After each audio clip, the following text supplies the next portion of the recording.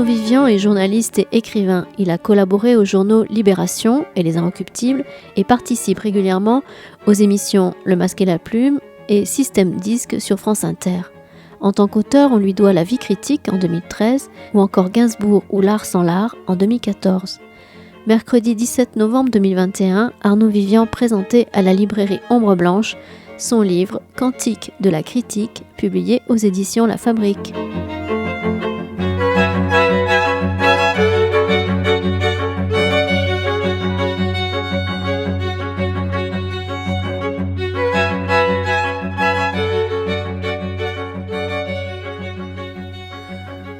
Alors bonsoir à toutes et à tous, merci d'être présents ce soir, d'être venus à la rencontre d'Arnaud Vivian. Il nous fait le plaisir d'être là pour nous parler de son nouveau livre, Cantique de la critique, publié en septembre aux éditions de La Fabrique. Arnaud Vivian, bonsoir à vous. Bonsoir. Merci beaucoup d'avoir accepté l'invitation de la librairie. C'est moi qui suis honoré. Venir débattre avec nous. Alors, quelques mots de présentation avant de vous laisser la parole. Vous êtes donc critique littéraire, chroniqueur culturel, journaliste culturel. Nous aurons l'occasion de revenir sur les nuances de ces différentes appellations que vous telles que vous les définissez dans le livre. Vous êtes donc un chroniqueur régulier du Masque et la Plume sur France Inter. Et vous écrivez également dans les revues Regard et Transfuge, après avoir écrit longtemps à Libération et aux Inrecuptibles. Donc vous êtes un des membres fondateurs, je crois. Vous êtes également donc écrivain et romancier et biographe de Serge Gainsbourg. Voilà. Ce livre, donc Cantique de la critique, le dernier paru, est donc un panorama de la critique littéraire telle qu'elle se pratique en France depuis son apparition au XIXe siècle. Ce sont donc 14 chapitres qui procèdent, dites-vous, à l'investigation de quelques points clés de la critique. C'est une défense passionnée de ce métier, de cette profession ou de cette pratique. Nous aurons l'occasion donc de revenir sur toutes ces thématiques, sur la richesse et la variété des différentes palettes du métier de critique. Alors une première question avant de vous laisser pour vous donner la parole. Comment est-ce que vous avez abordé l'écriture de ce livre, qui est, je crois, une commande, et quels sont les liens et les différences avec, par exemple, la vie critique que vous avez publiée en 2013 chez Belfond? Alors, excellente question, si je puis dire. Effectivement, ce livre est une commande. C'est une commande d'Éric Hazan, qui dirige La Fabrique, que je ne connaissais pas personnellement avant cette commande, dont il a eu l'initiative. Il m'a appelé au téléphone. On s'est vu très rapidement parce que on est proche géographiquement à Paris. Et donc, 2 heures après, on avait rendez-vous dans un café. Et donc, il m'a proposé d'écrire ce qu'il me présentait comme un essai sur la critique littéraire. Et mon premier réflexe a été de dire non pour 2 raisons. La première, vous venez de l'indiquer, c'est que j'avais écrit 8 ans auparavant un livre, un roman, qui s'appelle La Vie critique, qui est ce qu'on appellerait une autofiction, où je me racontais en tant que critique littéraire, surtout du Masque et la Plume, durant une année très particulière, 2010. Particulière, pourquoi? Parce que c'est l'année où Michel Houellebecq a eu le prix Goncourt, notamment. Et donc, mais ce qui m'intéressait, c'était de me représenter, encore une fois, d'une manière à la fois réelle et fictive. C'est le propre de l'autofiction, c'est que j'y ai rajouté des mensonges, notamment le fait que j'étais viré du Masque à la Plume, ce qui pour l'instant n'est pas encore arrivé.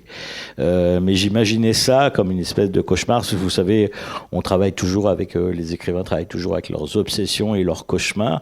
Et évidemment, un de mes cauchemars, c'est d'être viré du Masque à la Plume. Et donc, je trouvais ça amusant d'imaginer ça. Et donc, de le placer dans le courant d'une année, parce que la critique, ça se passe justement durant une année, surtout la critique littéraire. C'est qu'il y a maintenant, vous savez qu'il y a la rentrée de janvier, qu'on appelle la rentrée des intellos en général, puisque les livres sont visiblement, disons, un peu plus exigeants littérairement qu'en septembre, où on vise un public plus large. Mais il y a d'autres moments, enfin, quand vous connaissez bien la vie éditoriale, les livres qui paraissent en avril sont différents des livres qui paraissent en janvier, lesquels sont différents des livres qui paraissent en juin, différents des livres qui paraissent en septembre, et différents des livres qui paraissent en novembre, qui visent un autre marché. Donc Donc tout ça, ça fait une vie, un calendrier, et donc auquel le critique lui-même est soumis. Et donc j'avais écrit ce livre qui n'a eu aucun succès, je vous rassure tout de suite.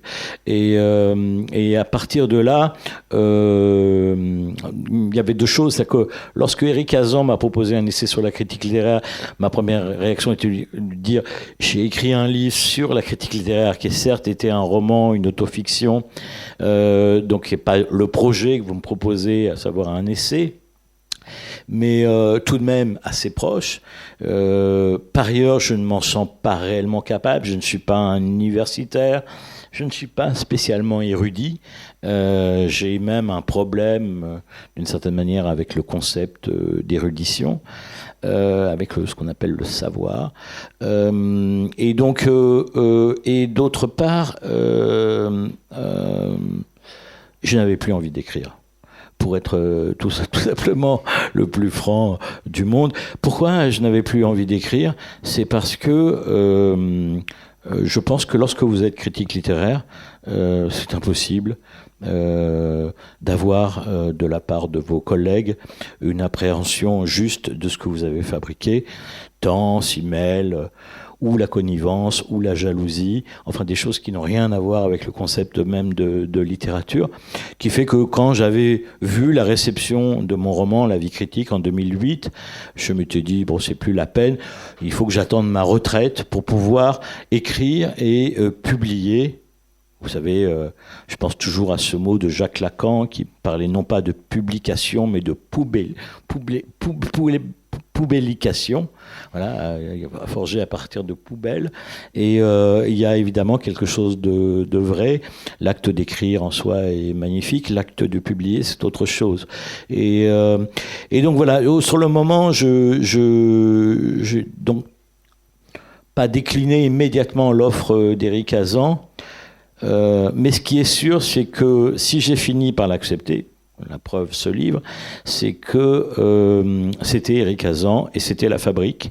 Encore une fois, je ne connaissais pas ce monsieur. Si vous ne le connaissez pas, c'est un homme qui a 84 ans, un vieux monsieur qui n'a pas été éditeur dans sa première vie puisqu'il était chirurgien spécialisé dans les opérations du cœur. Et il a repris l'affaire de son père qui, lui, était éditeur pour le coup, à l'âge de 50 ans. Et puis il a vendu les éditions Hazan qui étaient spécialisées dans les livres d'art. Lui-même a écrit de nombreux ouvrages, notamment sur Paris et la Révolution française.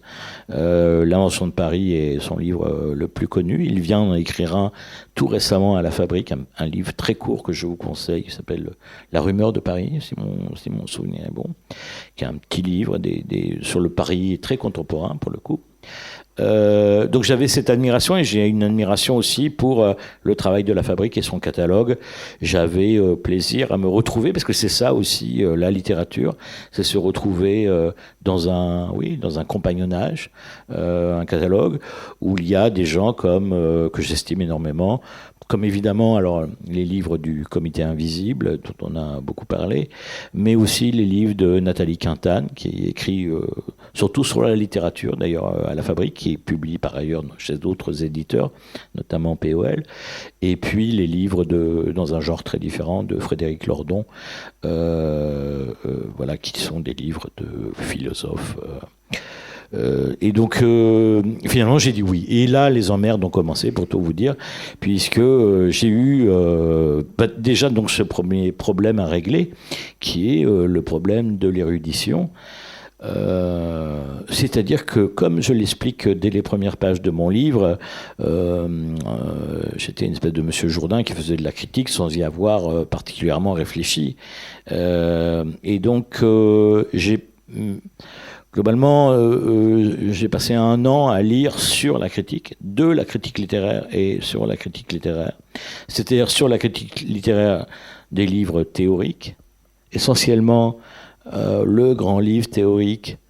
C'est un livre qui date de 1928, d'Albert Thibaudet, qui s'appelle Physiologie de la critique, dont je parle beaucoup, qui est un livre assez, je dis d'ailleurs, qui assez difficile, pas immédiatement compréhensible, mais qui est fort bien édité, réédité par les Belles Lettres, dans la collection de quelqu'un qui s'est beaucoup intéressé à la critique littéraire, qui s'appelle Jean-Claude Zilberstein, qui est à la fois avocat et éditeur, et qui dirige cette collection aux Belles Lettres, qui est le distributeur de la Fabrique, par ailleurs.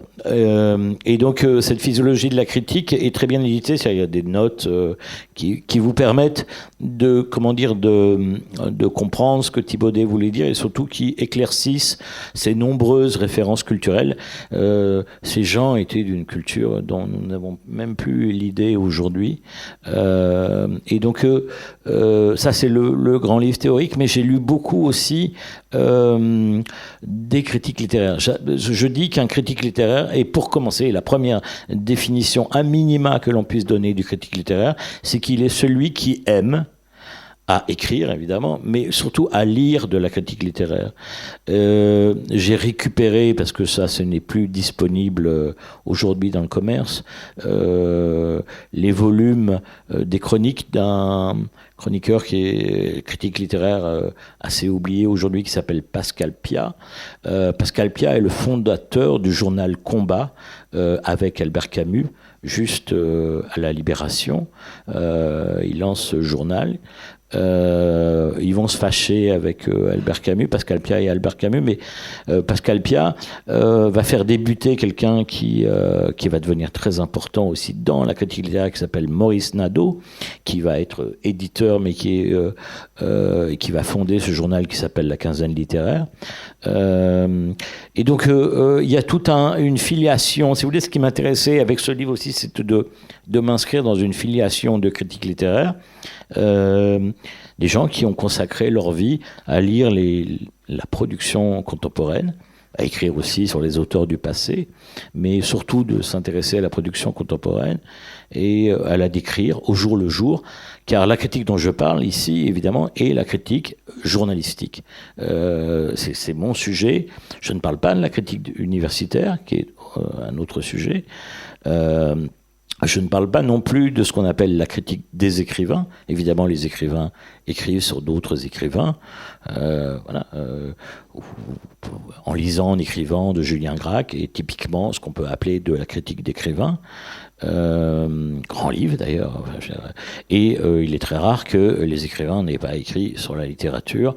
Le Baudelaire de Jean-Paul Sartre, la liste est infinie, mais là encore, il s'agit de la critique des écrivains. La critique dont je parle ici, que je questionne, que j'interroge, y compris dans ce qu'elle est aujourd'hui, c'est la critique que j'appelle journalistique.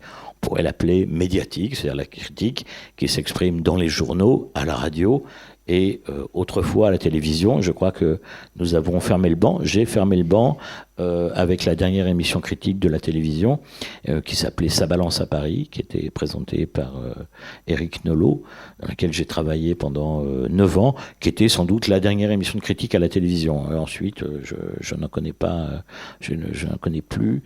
Je crois que ça n'existe plus. Et même, vous voyez comment, à France Culture, il y a des émissions critiques. Et il y a d'ailleurs une espèce à mon avis, de renaissance de cette critique médiatique, d'une manière ou d'une autre. Il faudra développer. Mais voilà, c'est celle-là que je questionne, que j'interroge, et dont j'essaye de raconter l'histoire, qui n'est pas si vieille. Enfin, tout de même, elle date de 2 siècles, puisqu'elle a commencé à peu près au début du XIXe siècle, avec Sainte-Beuve.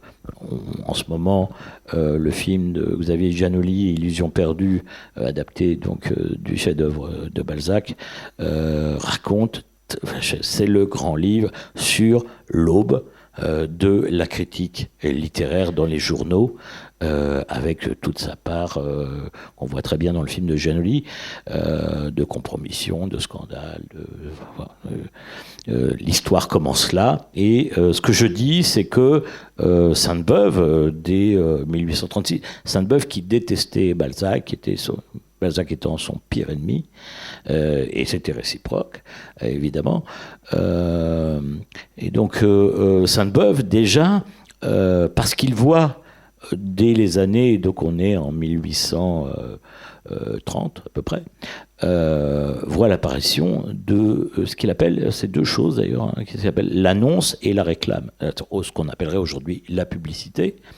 Et il se demande comment la critique peut rester vertueuse alors qu'il n'y a pas encore la notion d'éditeur. Au XIXe siècle, les éditeurs n'existent pas, tels qu'ils vont s'inventer au XXe siècle. Mais au XIXe siècle, donc, il y a les libraires. Ce sont les libraires. Lorsque Flaubert discute avec Kalman Levy, et Kalman Levy est à ce moment-là un libraire.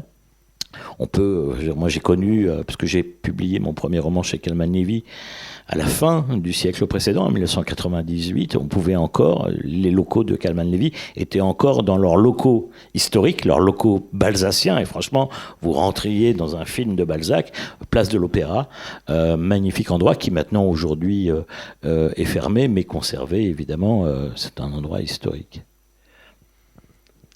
Et donc vous avez déjà dit beaucoup de choses, on aura l'occasion de revenir sur cette controverse ou inimité entre Sainte-Beuve et Balzac. Simplement pour revenir un peu sur les noms que vous avez cités, donc Thibaudet, Pascal Piat, Nadaud, vous citez beaucoup Jean Paulhan, oui. Et son livre Les Fleurs de Tarbes, Paul Valéry aussi dans un chapitre sur la radio et le devenir de la critique littéraire. Déjà, on se posait la question. Et de la littérature. De la littérature. Mais donc, vous les citez, tous ces grands critiques, non pas en tant qu'historien, vous défendez de faire une œuvre d'historien, plutôt en tant que confrère, vous étudiez leur pratique propre, personnelle. Et justement, est-ce que cette année de lecture, de fréquentation de ces grands critiques, qu'est-ce que ça a apporté à votre propre pratique? Est-ce que vous avez l'impression d'avoir changé? Oui, alors c'est amusant que vous disiez ça. Oui, effectivement, là, il se trouve, alors, et la raison aussi, j'ai un petit peu exagéré en disant la raison aussi pour laquelle je n'ai pas écrit de livre pendant 8 ans, c'est que je m'occupais d'une revue qui s'appelait la Revue Charles.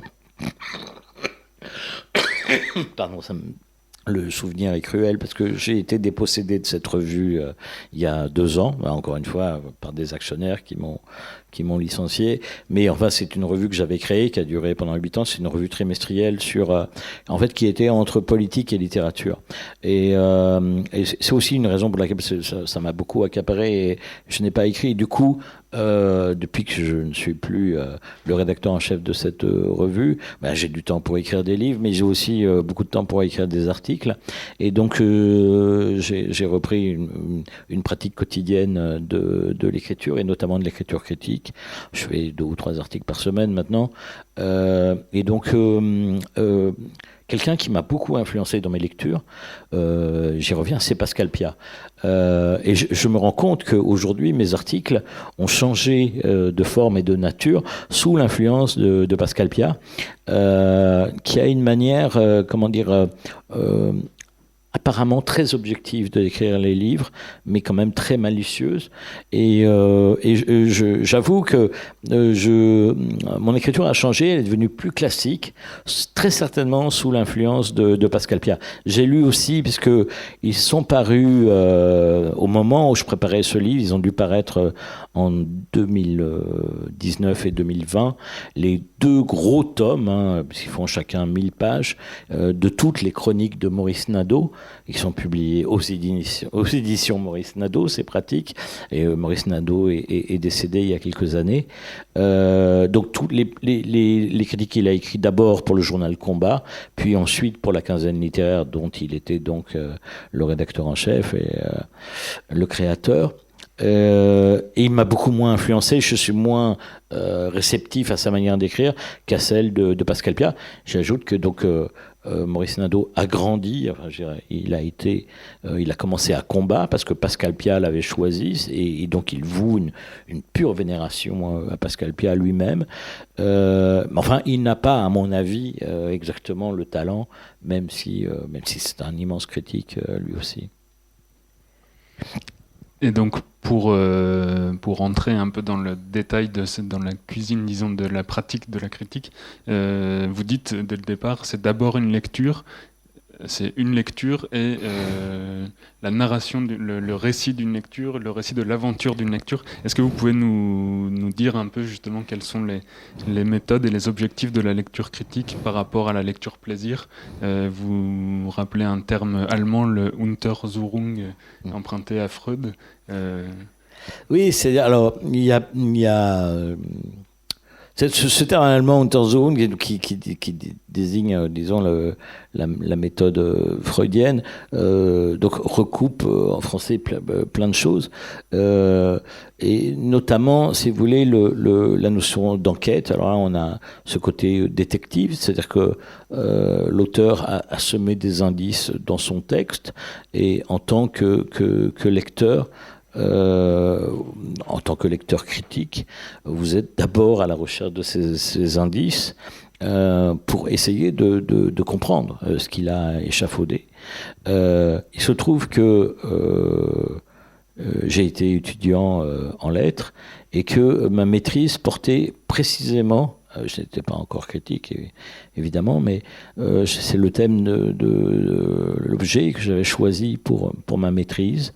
Je faisais une comparaison, enfin j'étais en littérature générale et comparée, donc je pouvais faire une comparaison entre un auteur français et un auteur étranger, et j'avais choisi deux écrivains. L'un était Alain Robbe-Grillet pour Les Gommes, et l'autre était Umberto Eco pour Le Nom de la Rose.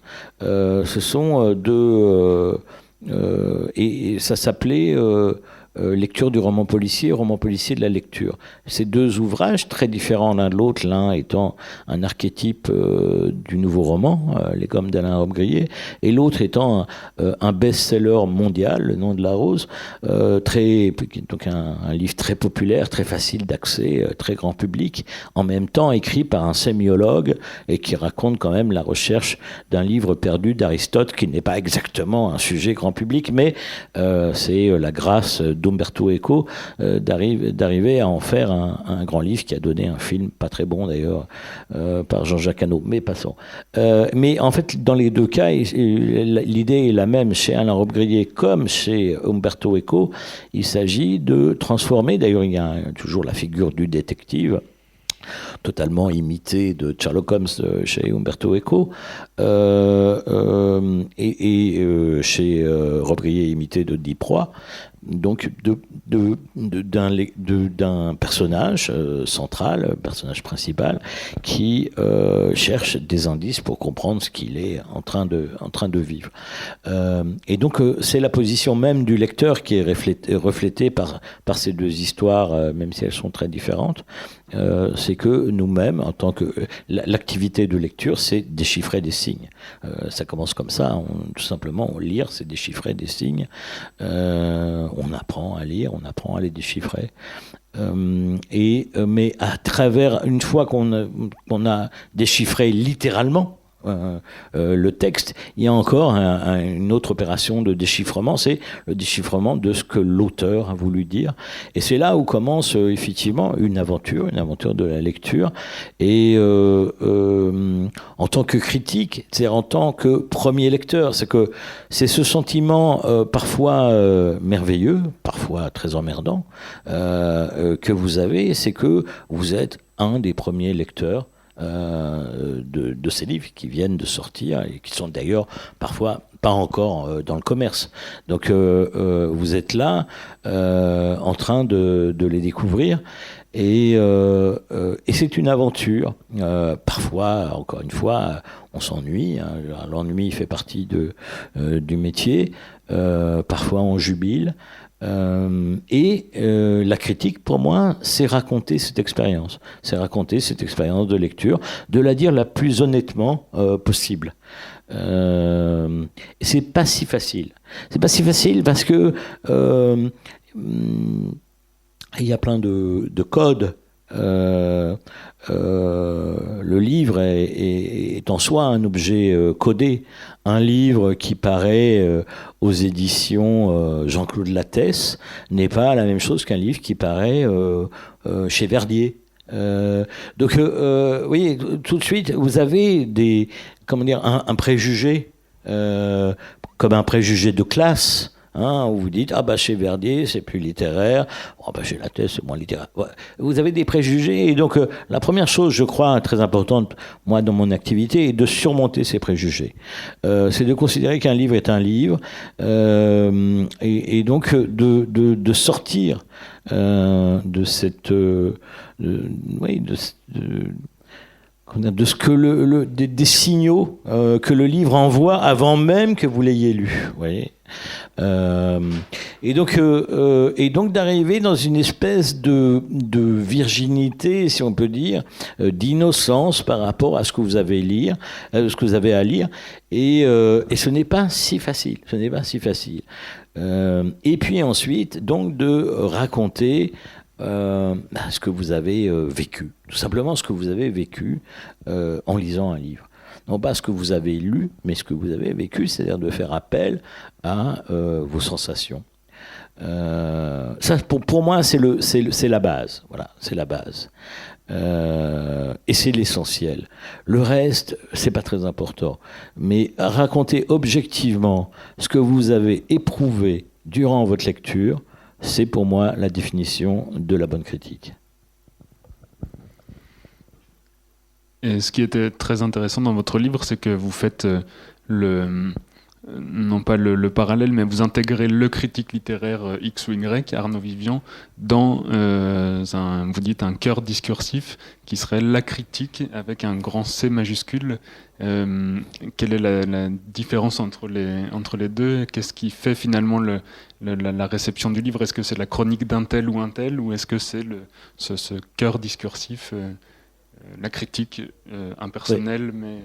Mais la critique fait une démonstration qui n'est pas si simple à comprendre, c'est qu'il n'y a pas qu'une seule lecture. Qui a des lecteurs et qui, vous les mettez ensemble dans une pièce, vous leur donnez le même livre à lire, et ils ne vont pas lire la même chose. Donc il n'y a pas une seule lecture. Ils ne vont pas en parler de la même manière, ils ne vont pas avoir les mêmes sentiments, ils ne vont pas avoir eu la même perception du texte, alors que par définition, le texte c'est le texte, et il dit ce qu'il dit. Et donc déjà c'est une chose. Donc la critique, c'était cet espace de... la critique où je mets, pour qu'on comprenne bien, parce que maintenant, comme on est dans cette ambiance genrée, pour qu'on ne confonde pas avec l'idée d'une critique, le critique masculin et la critique féminine, la critique, c'est le cœur, au sens musical du terme, le cœur discursif, c'est-à-dire qu'on discute entre critiques de la manière dont on a lu ce même texte. C'est pour ça que on considère, vous savez, Le Masque et la Plume est la plus vieille émission de France et, paraît-il, d'Europe. J'ai lu ça quelque part, je ne suis pas allé vérifier, mais enfin, en tout cas, l'émission va avoir bientôt 70 ans. C'est sûr que c'est une des plus vieilles émissions de France. Elle représente très exactement ce que je suis en train de dire. C'est que nous sommes 4 critiques plus un animateur, et que nous confrontons nos points de vue sur un même livre, ou bien pour la critique cinéma sur un même film, ou une même pièce de théâtre. Donc c'est cette confrontation qui fonde l'idée même de la critique. Et là, c'est là où on arrive un petit peu à la dimension politique. C'est que la critique est née en même temps que les journaux, et en même temps que la démocratie, et en même temps que l'idée d'égalité. C'est-à-dire, après la Révolution française, sous la Restauration, se développent donc les journaux. Ça aussi, c'est pas par hasard si Illusion perdue commence par une longue description de l'imprimerie, l'imprimerie de David, qui est le meilleur ami de Rubin Pré, vous vous souvenez, et qui va trouver à un moment un nouveau moyen de fabriquer de manière plus économique des journaux, et c'est ce moyen qu'on va lui voler. Et donc parce que c'est le cœur de l'affaire.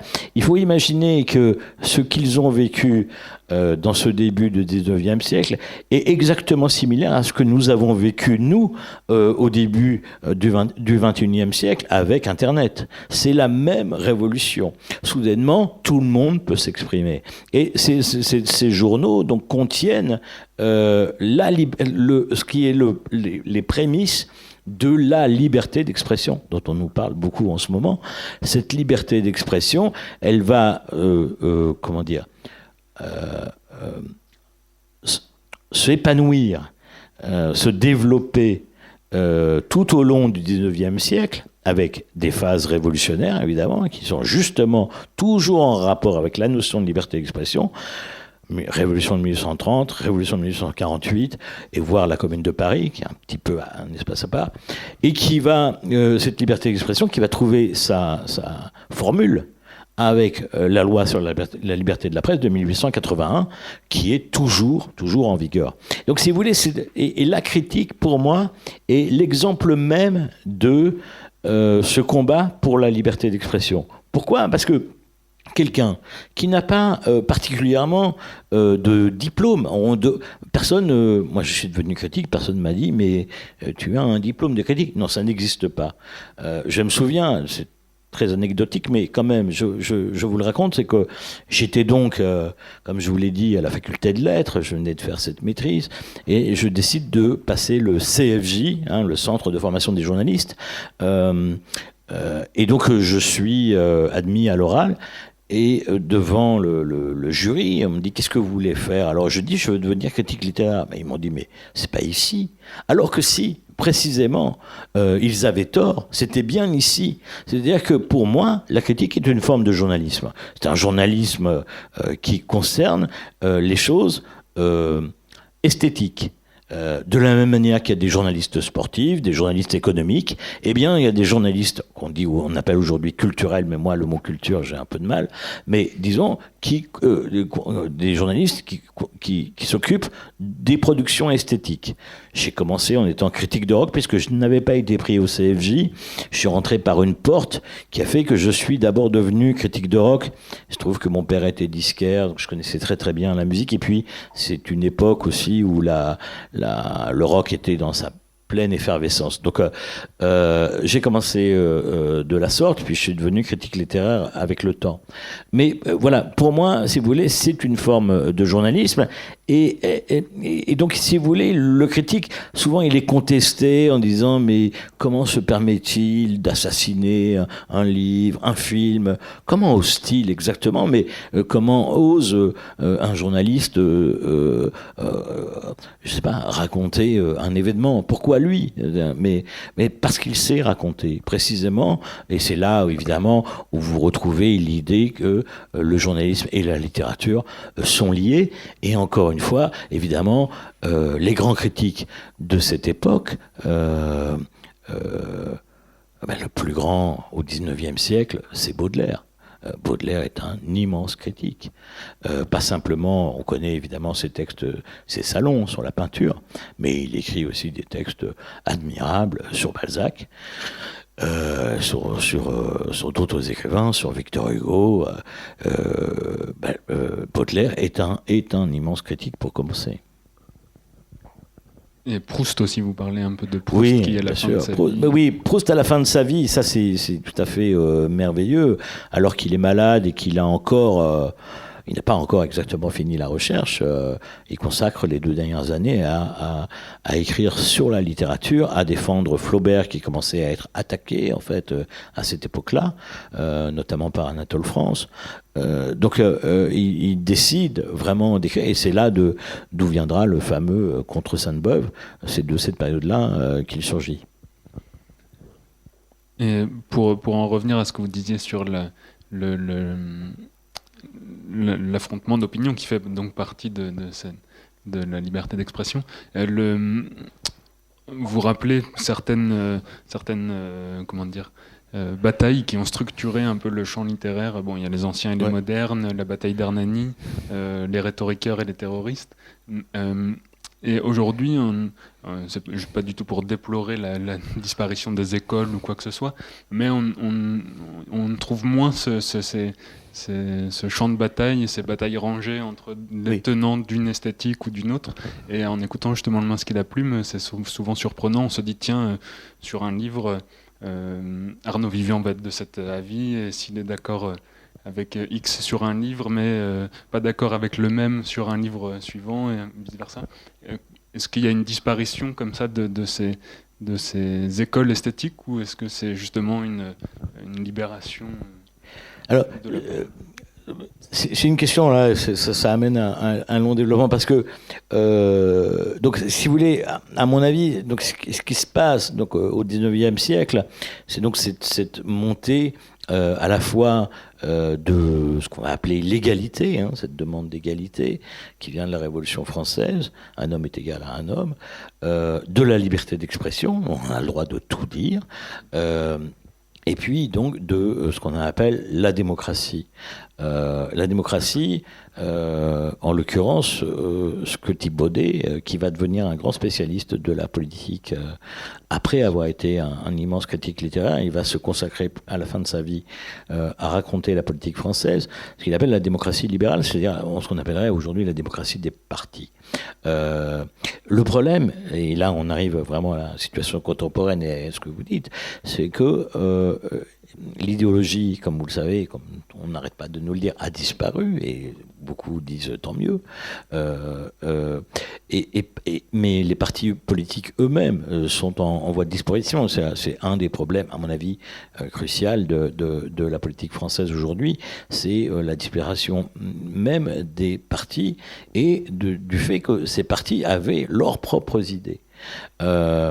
Quand vous écoutez une émission du Masque et la Plume des années 70, vous voyez des affrontements qui sont des affrontements idéologiques autour d'objets esthétiques. Écoutez le Masque et la Plume parlant, mettons, de la grande bouffe, etc. Vous voyez, c'est chacun observe ça depuis son point de vue idéologique, mais c'est une époque, voilà, où la gauche, ça voulait dire quelque chose, la droite, ça voulait dire quelque chose aussi, et on voit bien un véritable phénomène de dilution qui n'est pas qui est là depuis maintenant une vingtaine d'années. Vous voyez bien comment le président Macron a été élu sur le thème ni gauche ni droite. Donc il y a effectivement là l'esthétique et à mon avis forcément un rapport avec l'idéologie, avec les idées, tout simplement, pour pas employer ce mot un peu pesant d'idéologie, mais avec tout simplement les idées qui ne sont pas simplement des idées esthétiques, qui sont aussi des idées politiques. Je veux dire, toute l'histoire de l'art, évidemment, est liée à l'histoire de la politique. Et par conséquent, je crois que c'est un des problèmes que rencontre aujourd'hui la critique, effectivement, de plus de pouvoir s'appuyer sur un certain nombre d'idées politiques, tout simplement. Et donc d'afficher une sorte de neutralité politique pour devenir purement esthétique. On parlait purement de l'art, purement de la littérature, purement du style. Mais je ne crois pas du tout à cette pureté d'intention du critique. Je pense au contraire que, et alors particulièrement la littérature, et particulièrement en France, littérature et politique ont toujours été extrêmement liés dans notre nation, et ça depuis donc 2 siècles. Et donc c'est très très difficile de les délier, et on sent finalement une espèce de posture aujourd'hui dans la critique contemporaine qui est de dire non, mais ne faisons pas de politique, on parle des livres. Mais à mon avis, c'est un non-sens. Et par rapport à la démocratisation de la prise de parole, il y a forcément Internet.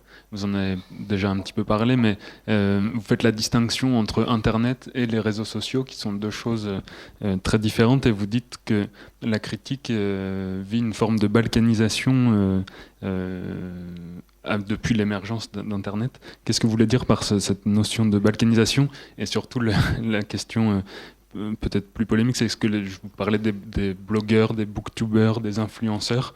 Sont-ils des critiques comme les autres, ou sont-ils tout simplement des critiques? Alors, c'est toujours compliqué parce qu'on est quand même dans des des choses assez récentes et donc ils sont pas tout à fait fixés, parce que si vous prenez le terme de blogueur, par exemple, je vois dans les journaux, je l'ai vu encore récemment dans la Pravda du monde éditorial qui s'appelle Livre Hebdo, qui a consacré un dossier à la critique où je suis interviewé d'ailleurs, parle par exemple de Pierre Assouline comme d'un blogueur. Mais Pierre Assouline n'est, à mon avis, pas du tout un blogueur. C'est quelqu'un qui, effectivement, publie ses articles aujourd'hui sur Internet, puisque il a été viré, tout simplement, pour le dire crûment, du magazine littéraire dont il s'occupait, et qu'il continue son activité de journaliste littéraire sur Internet. Mais vous voyez que ces articles sont... ces articles...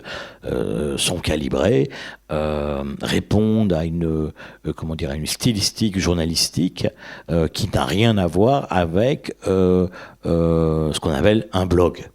Il y a des blogueurs, et un de mes amis qui s'appelle Claro, qui est un traducteur très connu, fait par exemple un blog. Il était aussi cité dans Livre Hebdo.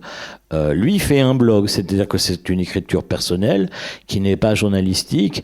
Il n'a pas de format, il ne respecte pas un format, alors que si vous allez voir les articles de Pierre Assouline, vous verrez qu'ils sont formatés au sens où ils ont quasiment tous le même nombre de signes, la même dimension, ce qui n'est pas du tout le cas du blog de Claro, où il peut faire 3 lignes ou 3 pages suivant son envie. On est plus du côté, si vous voulez, d'un journal extime, parce qu'il ne s'agit pas d'intimité, mais de raconter, de parler de livres qu'il a lus lui aussi.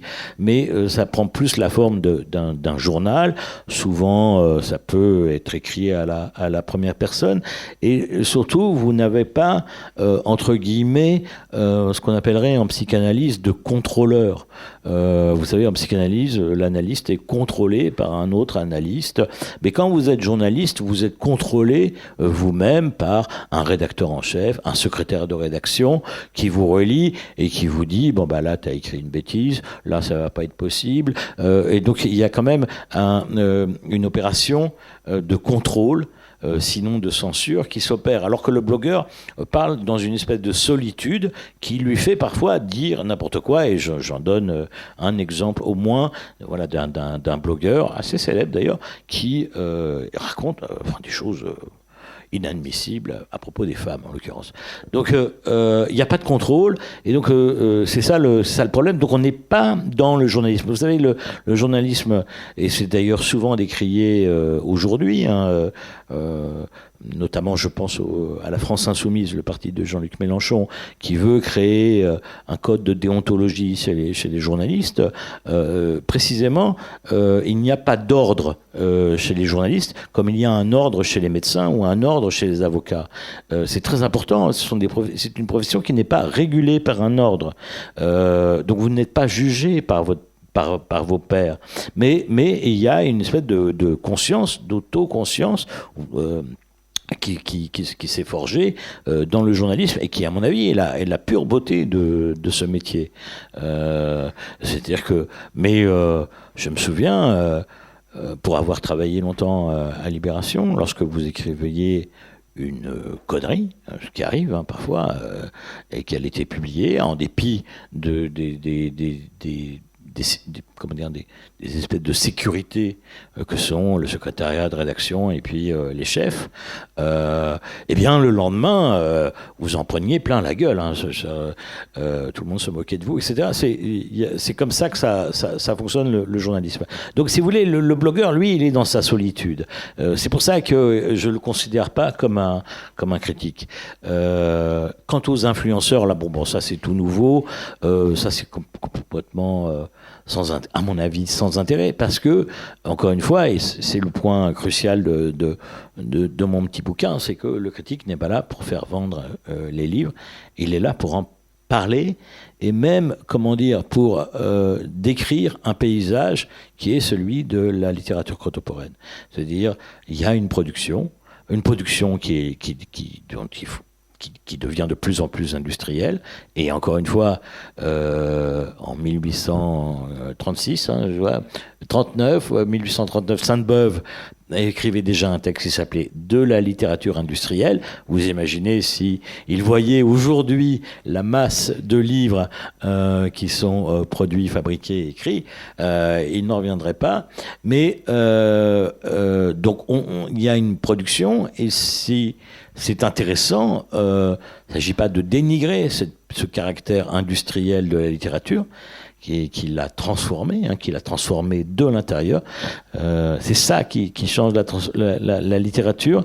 Et dès que la littérature se transforme, la critique se transforme. C'est sa capacité, la critique, et c'est pour ça que je pense qu'elle n'est pas morte, c'est qu'elle a toujours une capacité à se transformer. Et là, elle est de toute évidence face à une nouvelle forme qu'a pris la littérature, et à laquelle je donne un nom à la fin de ce livre, c'est la démocratisation de l'écriture. Il y a eu une première phase dans les années 60-70 du siècle précédent, qui a été la démocratisation de la lecture, et notamment avec l'invention du livre de poche. Soudainement, la littérature était facile d'accès, avec en plus un réseau de bibliothèques qui s'est installé à partir des années 50 dans toute la France. Et donc là, il y a eu démocratisation de la lecture, mais nous sommes arrivés dans une nouvelle phase depuis les années 2000, qui est la démocratisation de l'écriture. Tout le monde écrit. Et c'est intéressant. Évidemment, c'est intéressant que tout le monde écrive. C'est pas du tout négligeable, mais ça change complètement, évidemment, l'idée de la critique et l'idée même de la littérature. L'idée même de la littérature. Ça change donc son fonctionnement de production. L'éditeur, finalement, il est tranquille. Vous avez vu que Gallimard, après le confinement, a dit « Nous ne voulons plus de manuscrits ». Tout le monde a écrit son livre pendant le confinement. Donc, évidemment, les éditeurs sont saturés. Donc, ils n'ont pas besoin de chercher la matière. Elle se présente à eux. Ils n'en veulent même plus, tellement elle se présente à eux. C'est tout de même quelque chose d'assez fabuleux. Et évidemment, ça, encore une fois, ça change la dimension de la critique, car ces livres ne relèvent pas forcément de la littérature, mais ils peuvent en relever. C'est ça qui est compliqué. C'est qu'il faut bien y aller voir pour savoir si ça relève ou pas de la littérature. Et par ailleurs, l'autre dimension, c'est celle de la distribution, ce qu'on appelle la chaîne du livre. Le philosophe Deleuze, Gilles Deleuze, donc qui est décédé en 1995, disait déjà à son époque, ça fait déjà maintenant plus d'un quart de siècle, que de la même manière que les programmes de télévision n'étaient plus faits pour les téléspectateurs, mais pour les annonceurs. Ça, vous voyez que ça vous dit tout de suite quelque chose. Vous voyez bien que effectivement, les programmes sont fabriqués beaucoup plus pour les annonceurs que pour les téléspectateurs. Eh bien, il disait que de la même manière, aujourd'hui, la littérature est plus fabriquée pour les distributeurs que pour les lecteurs. Le distributeur, qu'est-ce qu'il veut, lui ? Il veut un livre qui se vende massivement, vite. Car il a un taux de rotation qu'il doit respecter. Et c'est ça qui entraîne, évidemment, le monde de l'édition à favoriser certains manuscrits plutôt que d'autres, certains projets plutôt que d'autres, et qui change totalement le visage même de la littérature. Et la critique, c'est ça qu'elle a à raconter. C'est pas simplement à dire, ce livre, il est bien. Non, c'est de dire, voilà ce qui est en train de se fabriquer. Voilà la littérature, ce qu'elle est en train de devenir. Et c'est intéressant, encore une fois, moi je pense que la démocratisation de l'écriture, c'est un phénomène très important. Très important, et on ne peut pas rire de ça. Le fait que tout le monde écrive, c'est juste merveilleux. Vous imaginez, à une époque, personne ne savait lire, et maintenant tout le monde écrit. Et quand même, l'humanité en net progrès. Donc, mais voilà, après, ça pose un autre problème. Est-ce que tout ça, c'est de la littérature ? Est-ce que raconter la vie de sa grand-mère, c'est de la littérature ? Oui, c'est d'autres questions. Et c'est bien ça qui est l'objet même de la critique journalistique. Voilà. Oui, et par rapport à toutes ces nouvelles productions, justement, à un moment, vous dites, en citant le film Ratatouille, j'étais un peu surpris de lire une critique du film Ratatouille dans votre livre, mais ce que dit Anton Ego, le critique gastronomique, c'est que le critique n'a pas d'amis, ou en tout cas. Mais en revanche, le nouveau a besoin d'amis, et l'ami du nouveau, c'est le critique. Oui. Et donc là, aujourd'hui, justement, avec cette profusion d'œuvres, cette profusion de nouveaux écrivains, c'est là le rôle de la critique qui est le plus important, défendre la nouveauté. Oui, alors il y a effectivement le nouveau a besoin d'amis. Alors juste une parenthèse à propos de Ratatouille, c'est un très grand film. À mon avis, il devrait être montré dans toutes les écoles, etc., à étudier. C'est la grande représentation du critique. Alors certes, c'est pas un critique littéraire, c'est un critique gastronomique, mais enfin, le propos est assez puissant sur le sujet. D'ailleurs, comment dire, on voit que les scénaristes ont travaillé. Hein. Ils ont beau être américains, ils ont lu leur Baudelaire, et notamment le Salon de 1846 avec ce texte fameux qui s'appelle « À quoi bon la critique » de Baudelaire. C'est évident qu'ils l'ont lu. Ils y font référence quasiment. Enfin, ils citent pas le nom de Baudelaire, c'est pas le lieu, mais et alors si je voulais faire aussi cette page, c'est parce que ça je fais une petite incise comme ça, parce que on pourrait penser que mon livre est vraiment chiant, c'est un livre sur la critique littéraire, mais en fait il est assez marrant. Enfin c'est parce que je voulais faire un livre assez marrant sur la critique littéraire, pas un pensum. Je suis pas universitaire, je vais pas faire ça, je vais pas vous raconter Sainte-Beuve et puis après Taine, et puis après, bon, non, je voulais faire un truc qui swing, qui soit rigolo, mais en même temps documenté, et, voilà. Et donc, c'est pour ça que je me suis dit, bah oui, Ratatouille, là, ça, au moins, ça va défriser un peu les universitaires. Donc, il y a cette page sur Ratatouille. Le nouveau a besoin d'amis, effectivement, et c'est la grande tâche mais c'est la grande tâche du journalisme. Pas simplement du journaliste littéraire, mais du journaliste tout court. C'est de voir les phénomènes nouveaux, d'essayer de les comprendre. Quand les journalistes des services sociétés ont vu apparaître les gilets jaunes, eh bien voilà, c'était totalement nouveau. Qu'est-ce que ça voulait dire? Qu'est-ce que ça racontait de la société française? Donc c'est nouveau. La tâche du journalisme, c'est de détecter les phénomènes nouveaux dans la société et de les raconter. Et donc, le nouveau, c'est ce qu'il y a de plus difficile à aimer, puisqu'on n'a pas l'habitude, tout simplement. Et la tâche de critique, sa plus belle tâche, c'est d'admirer. Ce n'est pas de détester. La plus belle tâche, c'est de dire je suis en admiration devant ce livre. Et c'est d'autant plus difficile car la plupart des critiques sont eux-mêmes des écrivains. Même si c'est pas leur fonction première, ils écrivent des livres, la preuve, et que ils pourraient avoir un sentiment de jalousie. Mais précisément, leur tâche, c'est de ne pas être jaloux et d'admirer, et de dire c'est magnifique. J'aurais aimé l'écrire. Je vois que Madame est en train de lire Le Voyant des Tempes. Je m'excuse hein, voilà. Bon, eh ben, c'est un livre que j'ai beaucoup aimé.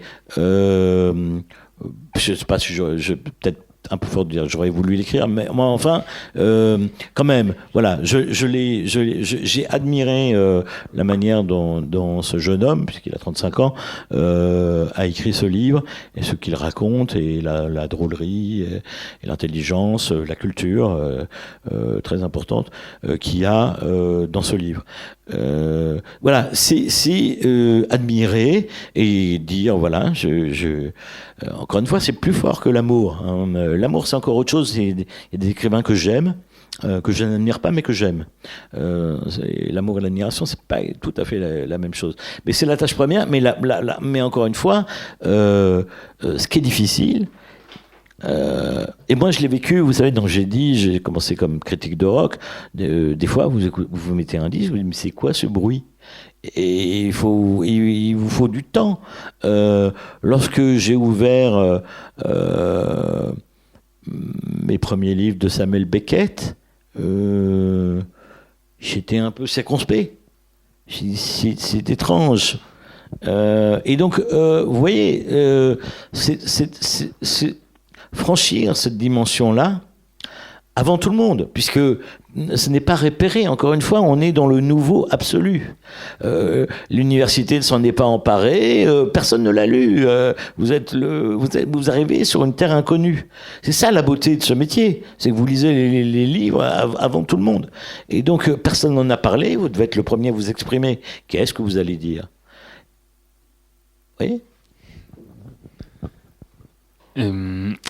Et en revanche, donc, il y a une notion dans votre livre, vous parlez de la notion d'incriticable.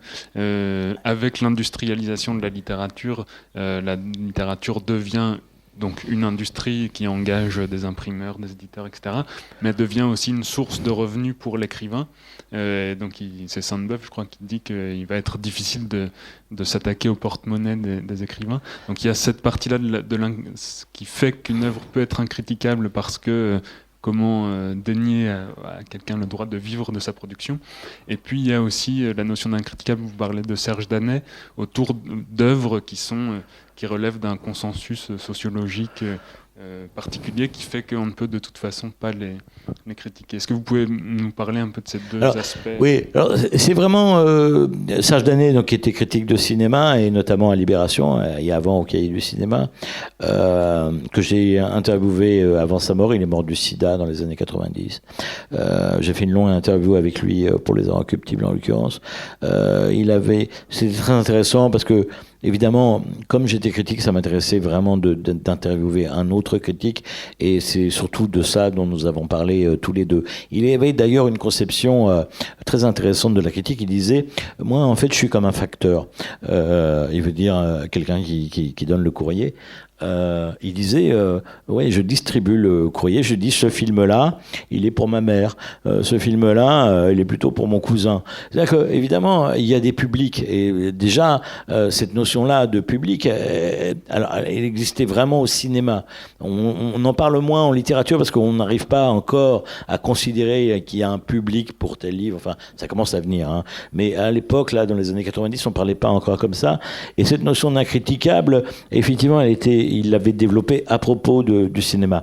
Il y a une émission qui est restée très légendaire, très emblématique, qu'utilisent beaucoup ceux qui n'aiment pas Le Masque et la Plume, qui est une émission qui date donc fin des années 60, où il y avait au programme, la même semaine, sortait au cinéma, à la fois, alors il y avait en tout cas La Vache et le Prisonnier. Hein, tout le monde connaît La Vache et le Prisonnier. Et il y avait un film d'Antonioni. Et donc, évidemment, tous les critiques avaient dit Antonioni, donc La Vache et le Prisonnier, c'est nul. C'est nul. Et donc, évidemment, La Vache et le Prisonnier a fait 1 million d'entrées dès la première semaine, et Antonioni 40 000. Et donc, c'est ce qu'on appelle donc cette coupure entre le public et la critique. Mais là encore, évidemment, le nouveau a besoin d'amis, et le nouveau c'était Antonioni, c'était pas La Vache et le Prisonnier.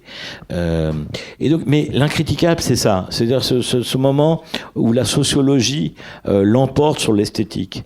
Et il y a des films incriticables parce que il y a une star, et que cette star, finalement, elle emporte tout jugement critique, parce que voilà, c'est Alain Delon, et c'est Alain Delon, et puis c'est tout. Il joue dans un nanar, oui, mais c'est Alain Delon. Et donc c'est cette idée-là, voilà, qui fait que la critique devient soudainement elle n'est pas impossible en l'occurrence, parce que le critique est un pervers aussi, hein, et il peut aimer des choses qui ne sont pas très bonnes, mais avec ses propres raisons et pour ses propres motifs. Moi, c'est ce que j'essaye de dire. Moi, j'essaye de lire tout et si vous voulez, moi, c'est pas moi qui choisis les livres au Masque et la Plume. Ils sont choisis pour moi. Et on décide pour moi. Et donc, je dois les lire. Voilà. Et donc, il y a des livres, j'ai pas du tout envie de les lire. Mais pas du tout. Si j'étais libre de lire ce que je veux, je dirais, ben non, ça, je vais pas le lire. Tout de suite, mais je dois les lire. Et parfois, je les aime. Je les aime, alors que je sais qu'ils sont mauvais, d'une certaine manière, mais que y a quelque chose en même temps en eux que j'aime, et notamment cette idée parfois que je sais que ce livre, moi, il me plaît pas trop, mais ma mère va l'adorer, par exemple. Et donc là, on retrouve un peu cette notion de public. Mais il y a aussi des raisons beaucoup plus perverses d'aimer des mauvais livres. Je viens d'une époque, et je viens même d'un endroit, si on veut dire, oui, enfin, d'une époque, d'un endroit du monde où l'opposition entre ce qu'on appelait la culture haute et la culture basse a cessé. Le rock était un excellent exemple de ça. C'était une musique que certains récemment, je pense à Alain Finkielkraut par exemple, il dit pique-pendre du rock encore aujourd'hui, c'est une musique de sauvage, etc. Et il ne voit absolument pas, on a envie ou même le free jazz. On dit que c'est des gens sans talent qui font ça. Donc c'est quand même des préjugés esthétiques qui perdurent encore aujourd'hui. Cette idée qui irait une culture haute et une culture basse. Moi, j'ai été élevé à un endroit inverse où j'ai adoré, et je suis tellement fier, par exemple, vous savez, j'adorais Jean-Patrick Manchette, l'écrivain de romans policiers, qui aujourd'hui est étudié à l'université. Mais à mon époque, vous disiez ça à un amateur de littérature, il disait, mais non, c'est du polar, ça n'a aucun intérêt. Aujourd'hui, vous voyez Jean Echenoz se revendiquer de Jean-Patrick Manchette. Donc, vous voyez, ces préjugés, d'abord, ils bougent, ils changent, et je n'y crois pas, en fait. Je ne crois qu'à la notion de plaisir, et c'est quand même la notion principale. Est-ce que ça me fait plaisir? Est-ce que ça m'émeut? Et est-ce que ça bouge les lignes par rapport à ce qui s'est fait précédemment? Et là, on revient à l'idée du nouveau ou du moderne. Alors il y a encore beaucoup de choses à dire, peut-être je vais vous poser une dernière question avant de laisser la parole au public. Une question plus qui n'est pas d'actualité parce que les prix littéraires datent du début du XXe siècle, mais en tout cas là il y a quelques semaines on a eu les lauréats des grands prix littéraires. Donc ils sont, vous le rappelez dans votre livre, un peu les symboles de l'entre-soi éditorial, de la corruption des jurés. Mais vous dites également, en paraphrasant Clausewitz et Foucault, qu'ils sont la continuation de la critique par d'autres moyens. Et vous êtes vous-même vous êtes vous-même juré au prix de Flore. Et au prix Décembre. Et au prix Décembre. Est-ce que cette activité de juré est complémentaire de votre activité de critique? Quels sont les liens entre les deux? Totalement. Et si vous voulez... Alors, évidemment, et j'en parle aussi dans ce livre, il y a bien ce qu'on appelle un milieu littéraire. Ça existe, comme il y a un milieu des avocats, un milieu des médecins. Enfin, chaque profession, par définition, finit par constituer ce qu'on appelle un milieu, avec ce système très français qui est celui de la République, tout simplement, qui est celui de la méritocratie, c'est-à-dire que on monte les échelons dans la hiérarchie, soi-disant en fonction de sa valeur, jugée par des pairs, et parfois des pairs dans les deux sonorités du mot PAIAS et PERES. Il y a quelque chose évidemment de paternaliste, évidemment, tout le monde le sait, et c'est en train d'être un tout petit peu renversé, fort heureusement, cette idée du patriarcat. Il y a quelque chose là qui s'est... Mais c'est comme ça que fonctionne la France et la République française sur la méritocratie. Les prix participent de ça. Ça, c'est un point.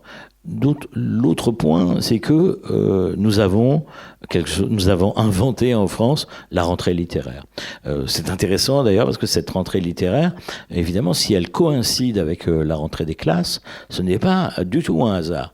C'est fait totalement exprès. D'ailleurs, ceux qui ont voulu déplacer la rentrée littéraire, dire tiens, on va la mettre au mois de juin, comme ça les gens pourront lire pendant les vacances. Ça serait quand même bien mieux plutôt que leur faire acheter des livres au moment où ils n'ont pas le temps de les lire, puisque c'est la rentrée.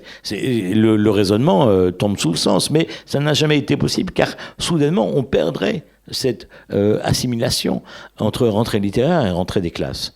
Et donc c'est un système, la rentrée littéraire, quand vous êtes dedans et que vous commencez à comprendre comment ça marche. Moi j'ai mis des années, mais vous voyez que c'est nickel. C'est une machine incroyable. Vous avez la plus belle moissonneuse-batteuse de tous les temps. Vous avez un champ qui n'est pas un champ de blé, mais qui est un champ de livres. Donc il y en a 450, 500. Oui, plus de 500. Mais encore, ce chiffre-là, je vais vous dire, n'a pas un immense intérêt parce que on met quand même des poireaux et des carottes là, mais il faudrait, parce que voilà, il y a littérature étrangère, enfin bon, il y a plein de choses, mais bon, peu importe, il y a 500 livres. Et donc, à l'arrivée, au mois de novembre, lorsque les prix, et que les fêtes de Noël approchent, car l'idée c'est quand même que tout ça aille sous le sapin, il n'en reste plus que 20. Allez, 20, ouais. Pas beaucoup plus. Alors, est-ce qu'ils ont bien été choisis ? Eh bien, vous apercevez, moi je trouve, parce que je fais partie de ce système. Alors il y a des années, je suis content, pas content. Cette année, par exemple, le prix Goncourt, magnifique. Mais vraiment magnifique. Je veux dire, ça fait longtemps que un prix Goncourt n'avait pas été donné à une œuvre aussi littéraire, qui d'ailleurs est une œuvre métalittéraire, parce que son sujet c'est la littérature, là encore, mais en même temps vraiment romanesque, et puis, excusez-moi, africaine. Ça, quand même, c'est un écrivain africain d'expression française. Et moi, le concept de francophonie, là, faut pas m'en parler parce que je trouve ça absurde. Mais en revanche, la langue française, l'expression française, là, oui, ça, c'est un sens. Parce que vous pouvez être un écrivain d'expression française hors de l'espace francophone. On peut imaginer un écrivain américain, par exemple, qui n'est pas dans l'espace francophone. Je dis pas canadien, mais je dis bien américain, qui ne vit pas dans un espace francophone et qui écrit en français. C'est arrivé. Donc, l'important, c'est la langue. C'est pas l'espace. Ça, soudainement, ça devient affreusement politique et sans intérêt. Donc, cette année, formidable. Alors, vous allez me dire, il y a des années où c'est moins bien. Oui, il y a des années moins bien. Puis vous allez me dire, dis donc, le prix féminin, c'est pas formidable. Je suis d'accord, le prix féminin est pas formidable, mais quand même, il y a un système qui fonctionne. Et qui fonctionne grâce au prix. Alors, parce que entre la critique et les prix, on arrive à distinguer un certain nombre d'objets, de livres, je dis d'objets, mais d'objets littéraires, qui sont intéressants. Le Voyant des Tempes, il a eu que le prix de Flore, mais j'en fais partie, donc ça tombe bien, mais il était sur toutes les listes, puis finalement, à l'arrivée, il n'a eu que celui-là, qui est quand même le plus petit des grands prix. Mais nous, au prix décembre, nous l'avons donné à un livre dont personne n'a parlé, qui s'appelle Le Poulailler métaphysique, d'un auteur qui s'appelle Xavier Galmiche. C'est un pari que nous avons fait, mais je vous assure que ce livre est assez extraordinaire. C'est quelqu'un qui parle de ses poules, et qui n'en parle pas en fabuliste, qui en parle en philosophe quasiment.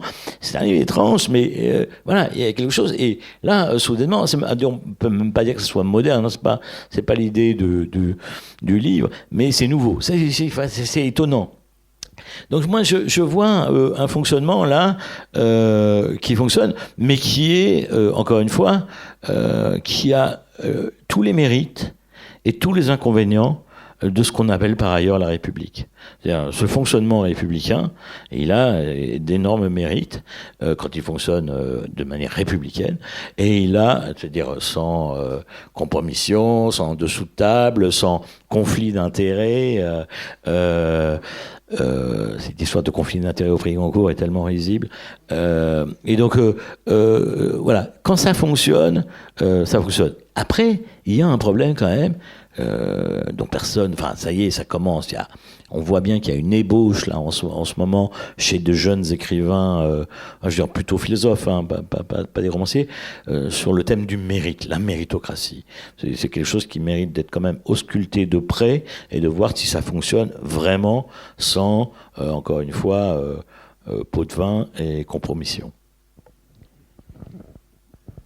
Est-ce que quelqu'un parmi vous a une question ou une remarque sur le livre ou sur ce qui a été dit? J'aurais une question. Vous avez commencé en disant que la commande de ce livre est arrivée à un moment où vous n'aviez pas envie d'écrire. Est-ce qu'il vous arrive la panne de lecture, pas Alors, très franchement,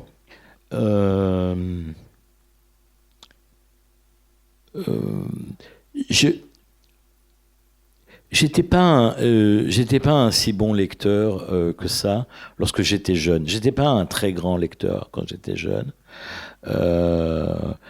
Et par ailleurs, ce que je dis dans le livre, c'est que contrairement à ce qu'on pense, on apprend plusieurs fois dans sa vie à lire. Et que plus je lis, plus j'apprends à lire. Et alors, d'abord parce qu'il y a plusieurs manières de lire. La mienne est quand même dans l'idée de produire un commentaire. Donc c'est pas tout à fait, c'est pas une lecture plaisir. Ce que je dis, parce qu'il y a une phrase de Thibaudet qui est géniale sur le sujet, il dit il faut pas tomber dans le devoir conjugal de lire, vous voyez, voilà. Donc ça c'est pas bon. Donc donc je ne suis pas... Vous ne pouvez pas savoir l'addiction, la véritable addiction au sens médical du terme, qui est devenue la lecture pour moi. C'est-à-dire, moi j'aime lire au lit. C'est une des choses aussi que j'aime dans mon métier, c'est que je peux le faire au lit. Donc c'est pas mal. Il n'y a pas beaucoup de métiers qu'on fait au lit, hein. Il y en a à peu près 2. Donc voilà, c'est un des 2. Et donc j'ai une trentaine de livres au pied de mon lit, et je les lis, comment dire, dans une espèce de goulument, voilà, une espèce voilà, et donc je les ouvre, je les referme, j'en ouvre un autre, puis il y en a un qui me happe, et celui-là je lis, et quand je suis happé, bon moi, voilà, c'est aussi la chance de ma vie, hein, c'est que je peux y rester l'après-midi, j'ai rien à faire d'autre, donc voilà, je lis mon livre dans l'après-midi, et quand j'ai lu un livre dans l'après-midi, je peux vous dire qu'en général, j'en dis énormément de bien, parce que voilà, vous avez une espèce de moteur absolu qui se met en haut, vous dites mais c'est formidable, j'adore ce livre. Et donc, voilà. Et encore une fois, parfois, c'est pas un chef-d'œuvre de la littérature. Encore une fois, c'est autre chose. Soit c'est quelque chose qui se...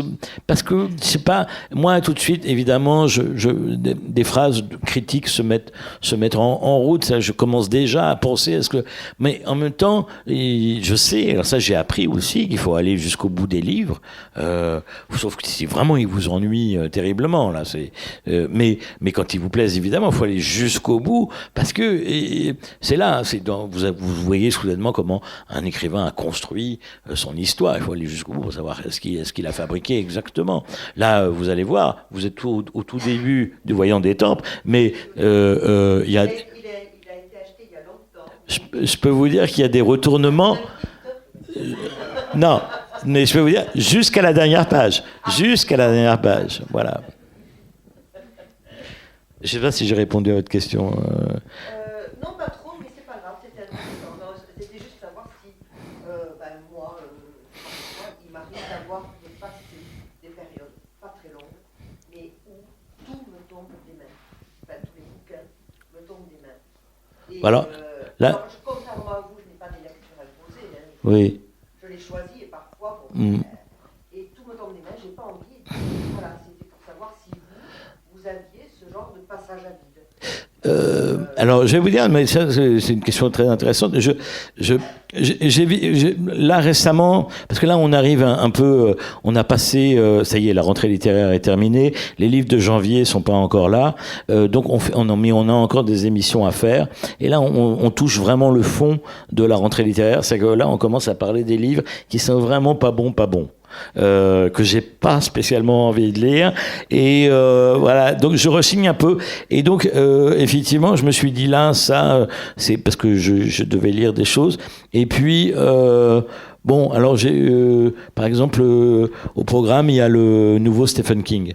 Bon, eh ben je l'ai lu dans la journée là, c'est juste autant le précédent m'était tombé des mains, autant celui-ci je le trouve extrêmement réussi, très très drôle, hein. C'est Stephen King, évidemment, c'est pas Marcel Proust, hein, mais vous voyez, là vous avez quelqu'un qui fabrique un livre qui est intelligent, drôle, émouvant, avec une idée formidable de départ, et donc soudainement d'en avoir lu un comme ça en quelques heures m'a fait regarder les autres que j'avais toujours pas envie de lire, mais j'ai toujours pas envie de les lire, avec un peu moins de commisération. J'ai un truc, hein, dans ces cas-là, quand j'ai une panne de lecture, c'est que je me tourne vers un classique, tout simplement un livre que j'aime, ou que je sais que je vais aimer, mais que je n'avais pas encore trouvé le temps de lire, parce que ça, c'est pas ça qui manque, hein, des livres qu'on n'a pas eu le temps de lire. Il y a même que ça, et donc je me dis, bien voilà, je vais, et donc ça remet le moteur en route, quoi. Voilà, ça nettoie un peu les turbines, et il faut quand même. Vous savez que personne ne sait vraiment ça, mais les critiques littéraires, il y a un seul moment où nous ne lisons pas la production courante, c'est précisément au moment où elle arrive, c'est-à-dire pendant l'été. En général, au mois de juillet, voire août, les critiques littéraires ne lisent absolument pas les romans qui s'entassent chez eux par donc plusieurs centaines, parce qu'ils disent, là, il faut qu'on se décrasse. Et en général, moi, c'est le moment où je lis un Zola, ou voilà, un Balzac. On reçoit les livres. Vous savez, on a un verbe qu'on est les seuls à utiliser dans cette option-là. On dit qu'on regarde les livres. Donc voilà. Donc on regarde les livres, mais ça quand même, c'est un peu plus que les regarder, hein, mais c'est un peu les palper, les retourner, voir un peu ce contenu. Mais vous savez. Tous les critiques partent en vacances du 14 juillet au 15 août. Hein, donc en fait, on a déjà rendu nos papiers qui vont sortir fin août. On les rend avant de partir en vacances. Donc on a déjà, en fait, fin juin, début juillet, enfin jusqu'au 14 juillet, on travaille sur les premiers livres, ceux dont tout le monde va parler, hein. Et puis après on part en vacances, et donc là du 14 juillet au 15 août on lit à peu rien de la rentrée littéraire. Après on rentre le 15 août, on a tous ces livres devant nous, et là il faut y aller, et là il faut mettre le turbo, et là vous commencez à en lire 2 par jour, quoi, pour essayer de rattraper un petit peu le truc. Mais oui, mais en même temps, dans cette vitesse-là, il se passe quelque chose aussi. C'est que d'abord, vous savez, voilà, moi je commence, par exemple, là, que je rentre de vacances, chaque année, je lis le Amélie Nothomb. Alors ça me prend 1 heure. Ça va, moi, ça va vite.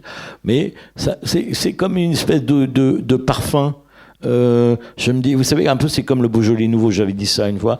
Amélie Nothomb, c'est comme le Beaujolais nouveau. Il y a une année, ça sent la fraise, et une année, ça sent la banane, vous voyez. Donc, ça permet d'avoir une idée de the flavor of the month, vous voyez, le parfum du mois.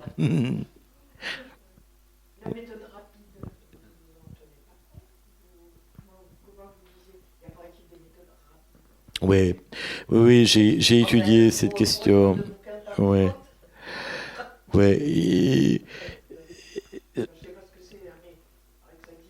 Oui, ça existe. Il y a Alors, c'est surtout fait pour des documents administratifs, à dire vrai. Hein. C'est des méthodes, voilà. C'est une manière de visualiser la page. Moi, je me souviens, j'ai été prof de français pendant 1 an, et à mes élèves qui étaient en première, je leur avais donné à étudier Zola, justement, La bête humaine. Et j'étais en lycée technique, hein, c'était pas des flèches, mais surtout en français. Mais bon, à un moment j'ai compris, ils me disent mais monsieur c'est trop long. Et j'ai dit mais sautez les descriptions. Et mais ils m'ont dit mais elles sont où? Et effectivement, si vous voulez, ce qu'on appelle lecture rapide. Vous savez, il y a cette phrase géniale de Roland Barthes qui dit quand on relit Proust, on ne saute jamais les mêmes passages. Donc c'est comme s'il y avait jamais de lecture intégrale de Proust, mais c'est une très belle idée, quoi. C'est que vous le réalisez plusieurs fois, mais enfin, toujours en sautant des passages, mais jamais les mêmes. Donc c'est ça aussi une vraie lecture de Proust, à mon avis, c'est ça. Et donc la lecture rapide, c'est déjà de visualiser. Si vous voulez, très vite, moi, dans un livre, quand il est mauvais, par exemple, sur le Stephen King, bon, ça se lit très vite, tout simplement parce que les dialogues, je les visualise. Je veux dire, ouais, et voilà. Donc, hop, ça va très vite. Les descriptions, je les saute une fois que j'ai compris à quel endroit ça se passait. C'est pas un styliste fou. Donc, je vais pas lire la description en entier du lieu. Une fois que j'ai visualisé que c'était dans la rue ou dans un cimetière, etc., c'est bon. Donc, je peux continuer dans l'histoire. Vous voyez ce que je veux dire? Donc, il y a des livres qu'on peut lire comme ça très très vite, mais il faut quand même déjà être un lecteur aguerri pour repérer immédiatement que là, vous pouvez sauter, quoi.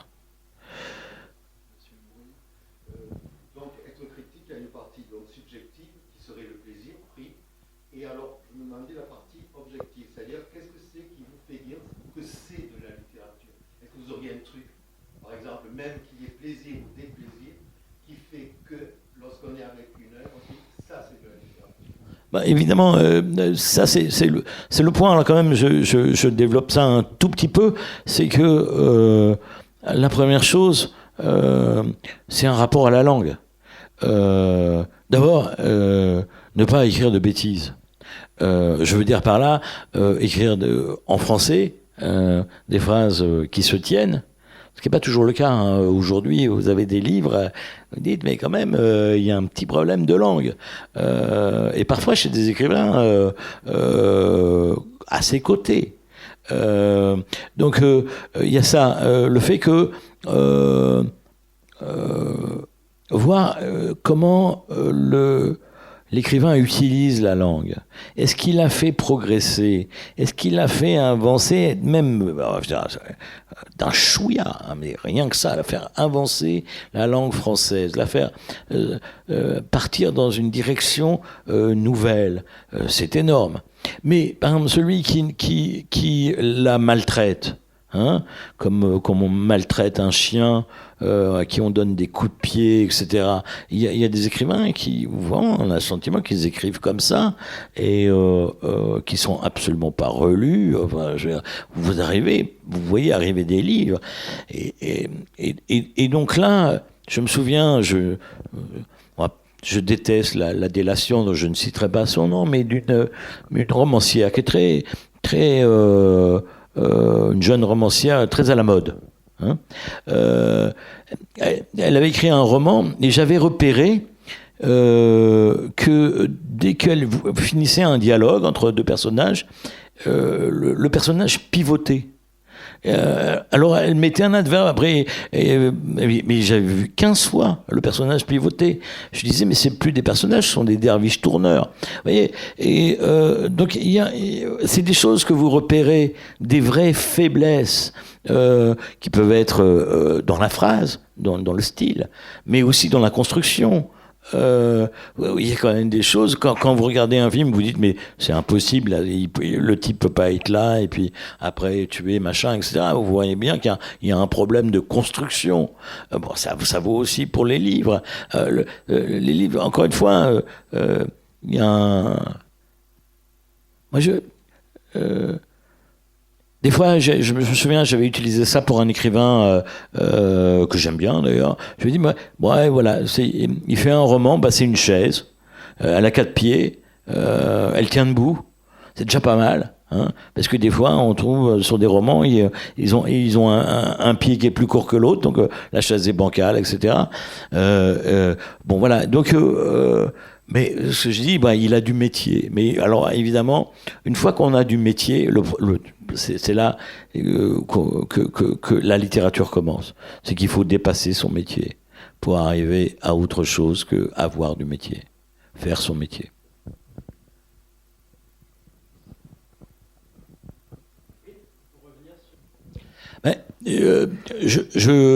Ça aussi, j'en parle un tout petit peu dans mon livre, c'est que je dis que des écrivains qui ont énormément de succès, et là je pense, je cite l'exemple de Joël Dicker. Joël Dicker a écrit un roman, pas le dernier mais l'avant-dernier, qui s'appelle La disparition de Stéphanie Meyer, je crois, où il y a un personnage de critique qui ne lit pas les livres, qui est gros, adipeux, ça se passe aux États-Unis, il a un nom russe, comme dans les méchants, dans les films de James Bond à peu près. Personnage vraiment qu'il a créé. Donc les écrivains qui vendent beaucoup, et ça vaut aussi pour Guillaume Musso qui avait aussi créé un personnage de critique. On voit comme ils ne sont pas respectés par la critique. J'ai toujours dit tout le mal que je pensais de Joël Dicker. Et le dernier Guillaume Musso que j'ai lu était totalement absurde et sans intérêt. Là, pour le coup, ce sont pas des livres, hein, c'est très mauvais, y compris dans la culture basse, parce que ça se veut des polars, les deux d'ailleurs, se voulaient des polars, toujours dans le milieu de l'édition. Comme ils n'ont pas le respect de la critique, ils se vengent dans leur bouquin avec des personnages de critique qui sont odieux et désagréables. Donc je crois que le fait de vendre des livres n'est absolument pas rassurant pour eux. Au contraire, ils veulent le beurre et l'argent du beurre, comme on dit aujourd'hui, et ils veulent l'assentiment de la critique, parce que ces millions d'exemplaires vendus ne les rassurent pas particulièrement sur le talent qu'ils peuvent avoir. Voilà. Donc je ne crois pas. Écrire quand même. Voilà, je pense à Michel Houellebecq parce que il se trouve que je le connais un peu et donc je sais à peu près comment il pense. S'il n'avait pas le respect de la critique en dépit des exemplaires qu'il vend, des millions d'exemplaires qu'il vend de par le monde, il serait malheureux. Et déjà qu'il n'est pas très heureux, mais là il serait vraiment très très malheureux. Quand il fait des choses et que la critique n'en parle pas, c'est arrivé lorsqu'il a sorti, il avait un petit peu exagéré, un recueil d'essais qu'il avait à peine augmenté de 2 ou 3 inédits. C'est le dernier livre qu'il a fait paraître, sachant qu'un roman doit paraître au mois de janvier. Personne n'en a parlé, et il était vraiment, il m'a dit, mais comment ça, personne ne parle de mon livre? Bon, dire, écoute, t'as rajouté 3 inédits, faut pas exagérer non plus. Donc, je crois que non, aucun écrivain n'est rassuré, parce que aucun écrivain ne sait ce qu'il a fabriqué. Et comment dire, l'éditeur n'est pas rassurant de ce point de vue-là, parce que évidemment, quelqu'un lit avant le lecteur, il y a quand même quelqu'un, avant le critique, quelqu'un lit, c'est l'éditeur. Mais l'éditeur n'est pas rassurant. Il est dans une espèce de rapport familial, de connivence. Hein. Je parle beaucoup de ce rôle qu'a acquis l'éditeur auprès de l'écrivain, et maintenant en plus qui est doublé par le rôle de l'agent littéraire, qui prend un autre rôle de père dans l'esprit de l'écrivain. Mais tout ça n'est pas rassurant, comme lorsque votre père vous fait un compliment, vous n'êtes pas très rassuré finalement, vous lui dites ouais, parce que je suis son fils et qu'il est gentil, mais ça vous rassure pas, c'est pas un véritable compliment. Un compliment qui vient de la famille, c'est pas un vrai compliment. Il y a quand même, je pense, Oui. Alors, c'est des choses qui existent, mais en fait, et vous avez tous les cas de figure. Je vous parlais de ce livre qui a eu le prix décembre, Le poulailler métaphysique, de Xavier Galmiche. Il m'a raconté, parce que j'ai fait son portrait dans la revue pour laquelle je travaille, Transfuge, il m'a raconté que son livre faisait 300 pages et que c'est lui, mais c'est lui qui l'a réduit à 80 pages. Non, mais je parle pas du livre de ça. Hein. C'est lui, et ce qui est formidable, c'est que ce livre, il a vraiment la forme d'un œuf. Il parle des poules, mais parce qu'il a coupé pour que ça fasse vraiment. Ça fait à peu près 80 pages, dense, hein, mais c'est lui qui a fait ce travail de couper son texte. Quand il l'a envoyé, d'ailleurs quand il l'a envoyé à un éditeur, il l'a envoyé sous cette forme coupée, réduite, polie, on peut dire, par ses soins. Il y a des éditeurs qui acceptent ou refusent les manuscrits, mais ne les travaillent pas. C'est le cas des éditions POL. POL ne travaille aucun texte. Il est accepté ou il est refusé.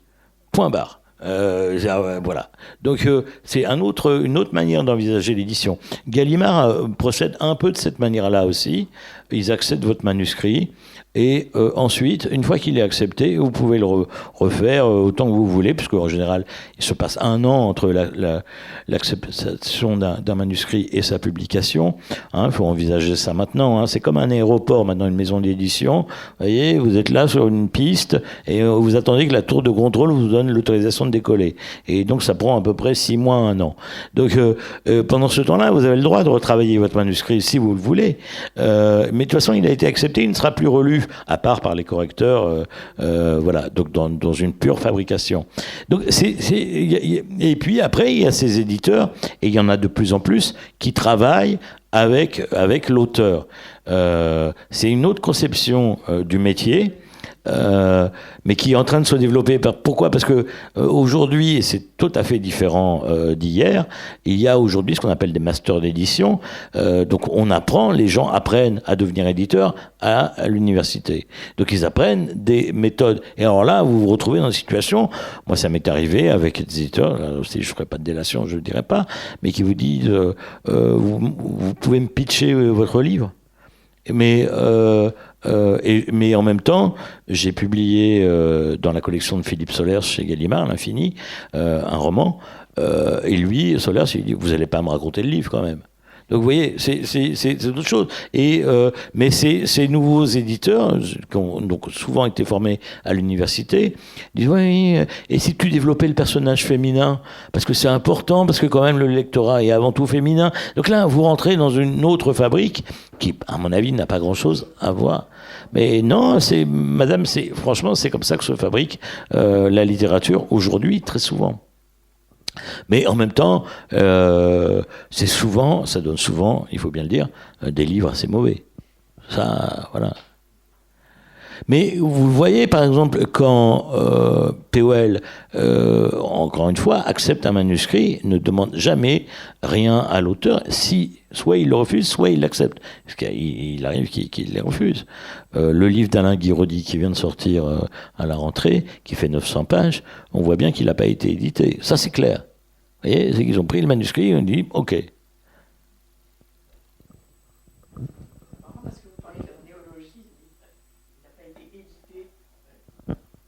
Oui, mais oui. Mais parce qu'en fait, c'est comme ça qu'on parle aujourd'hui. Voilà.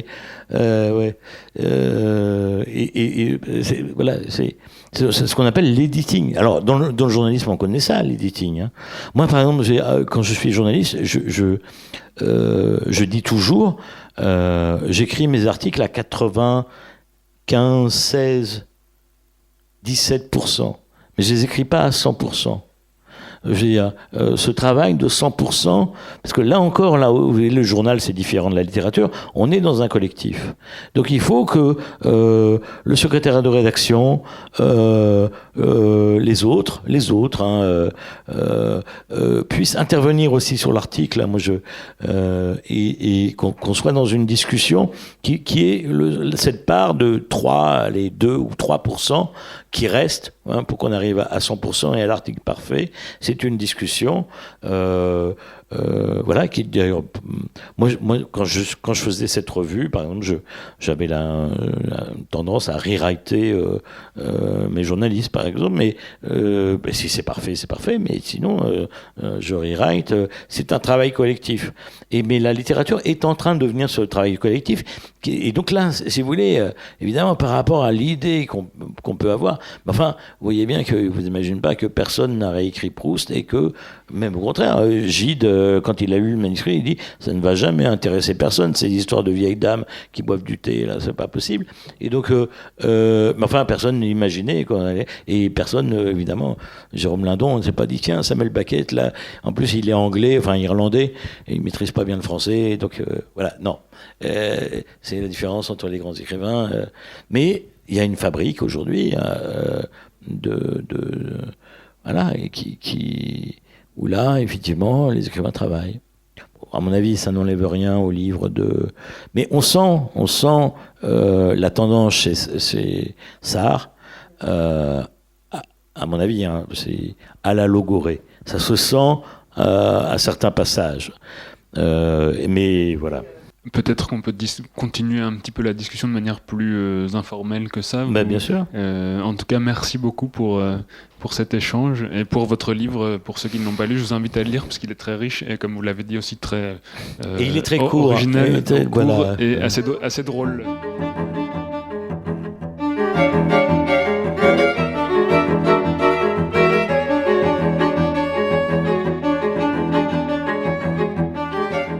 Il s'agissait d'Arnaud Vivien, auteur de l'ouvrage Cantique de la critique, paru aux éditions La Fabrique, à la librairie Ombre Blanche, mercredi 17 novembre 2021, lors d'une rencontre réalisée et mise en onde par Radio Radio.